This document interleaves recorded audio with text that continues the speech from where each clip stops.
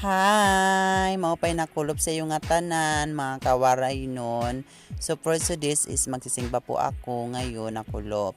Tapos na sa mga trabaho ko didi, sa akong trabaho, sa kabulig. So nagpaalam ak sa akon amo na magsingba, tuyangan man ak. So mag ano-ano pa si Bayo to, mag arte-arte. Oh. Ang sarap kasi sa pakiramdam kapag nakakasingba ako. Parang gumagaan yung mga ano ko sa mga problema sa akin, problema sa balay, walang pagkaon permi, so nagbaktas na ak tikan to singbahan. Tapos kuan didi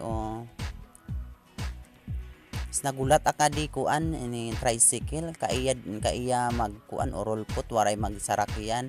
So in ginimo ko naglakaw na lak, nagbaktas na laak liwat. O pengani kay yaon nagbaktas ng utana akong tikain. Tapos tikatuman si ate sa singbahan, nakisabay na laak. So, ayun, ini sunod-sunod laak. Tapos pag abot liwat nga di sa highway, diri kami makakatabo kadamo sa sarakyan.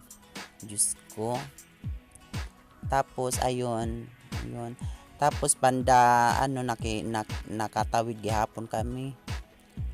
Tapos adi na kami sa singbahan. Thank you Lord.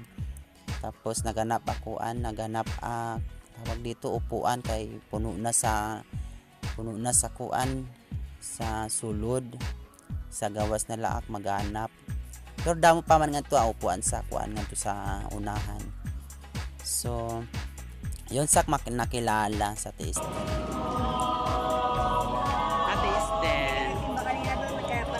Tapos naganap akat sa unahan yun akman nakaagi kay kasi ini kwan man to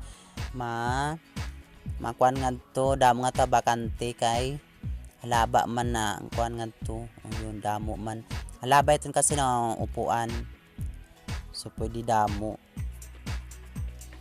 Tapos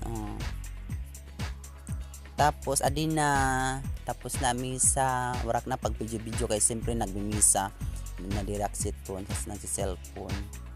Tapos na misa, uwian na.